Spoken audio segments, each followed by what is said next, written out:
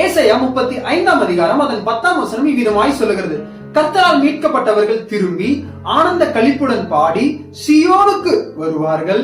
நித்திய மகிழ்ச்சி அவர்கள் தலையின் மேல் இருக்கும். சந்தோஷமும் மகிழ்ச்சியும் அடைவார்கள். சஞ்சலமும் தவிப்பும் ஓடி போகும். எனக்கு பிரியமானவர்களே, இன்றைக்கு கர்த்தர் இந்த வார்த்தையை உங்களோடு கூட பேசுகிறார்.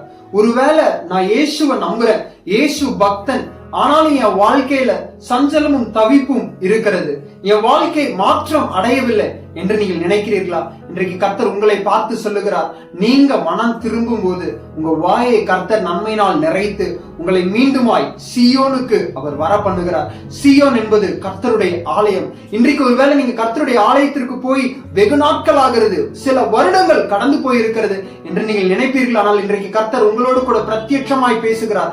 நீங்கள் மீண்டுமாய் அவருடைய ஆலயத்திற்கு வரும்போது அவர் உங்களை தம்முடைய பரிசுத்த ஆவியானவரினால் நிரப்பி சந்தோஷத்தையும் மகிழ்ச்சியும் உங்களுக்கு தருகிறார்.